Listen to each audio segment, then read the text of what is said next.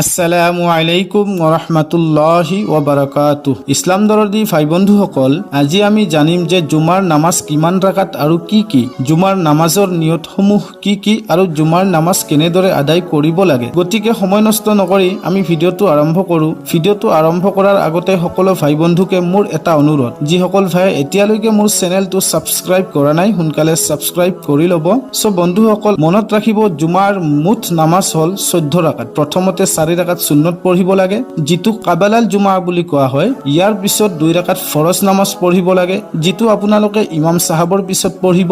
ইয়াৰ পিছত আকৌ 4 ৰাকাত সুন্নত পঢ়িব লাগে, যিটোক বাদাল জুমা বুলি কোৱা হয়। আৰু মনত ৰাখিব, জুমাৰ আগৰ পিছৰ 8 ৰাকাত সুন্নত নামাজেই হ'ল মুআক্কেদা, যিটো আপোনালোকে আদায় নকৰিলে নিশ্চয় গুনাহগাৰ হ'ব। ইয়াৰ পিছত আকৌ 2 ৰাকাত সুন্নত পঢ়িব লাগে, ইয়াৰ পিছত 2 ৰাকাত নফল নামাজ পঢ়িব লাগে। এতিয়া আমি নিয়তসমূহ জানি লওঁ। জুমাৰ নামাজৰ আগৰ 4 ৰাকাত সুন্নত নামাজৰ নিয়ত এনেদৰে কৰিব: নাৱাইতু আন উছল্লিয়া লিল্লাহি তাআলা আৰবা'a ৰাকআতি সলাতি ক্বাবালাল জুমুআতি সুন্নাতু ৰাসূলিল্লাহি তাআলা মুতাওয়াজ্জিহান ইলা জিহাতিল কাবাতিশ শৰীফাতি আল্লাহু আকবাৰ। যিসকল ভাইয়ে আৰবিত নোৱাৰে ক'ব, অসমীয়াত এনেদৰে ক'ব: মই কিবলামুখী হৈ নিয়ত কৰি আছো জুমাৰ আগৰ 4 ৰাকাত সুন্নত নামাজৰ আল্লাহ তাআলাৰ সন্তুষ্টিৰ বাবে আল্লাহু আকবাৰ। ইয়াৰ পিছত জুমাৰ 2 ৰাকাত ফৰজ নামাজৰ নিয়ত এনেদৰে কৰিব: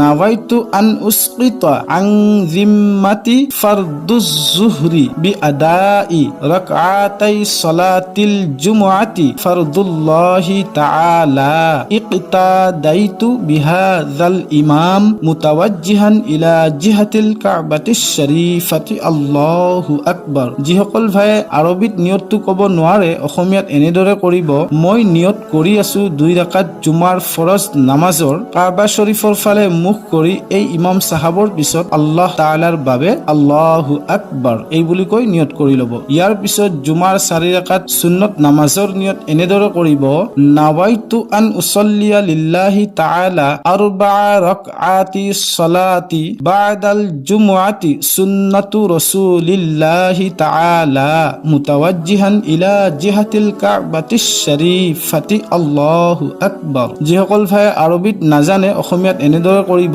মই কিবলামুখী হৈ নিয়ত কৰি আছো জুমাৰ পিছৰ 4 ৰাকাত সুন্নত নামাজৰ আল্লাহ তাআলাৰ সন্তুষ্টিৰ বাবে আল্লাহু আকবাৰ এই বুলি কৈ নিয়ত কৰি ল'ব। ইয়াৰ পিছত জুমাৰ 2 ৰাকাত সুন্নত নামাজৰ নিয়ত এনেদৰে কৰিব: নাৱাইতু আন উছল্লিয়া লিল্লাহি তাআলা ৰাকআতাই সলাতিল ওয়াক্তি সুন্নাতু ৰাসূলিল্লাহি তাআলা মুতাওয়াজ্জিহান ইলা জিহাতিল কাবাতিশ শৰীফাতি আল্লাহু আকবাৰ। ইয়াৰ পিছত 2 ৰাকাত নফল নামাজ পঢ়িব।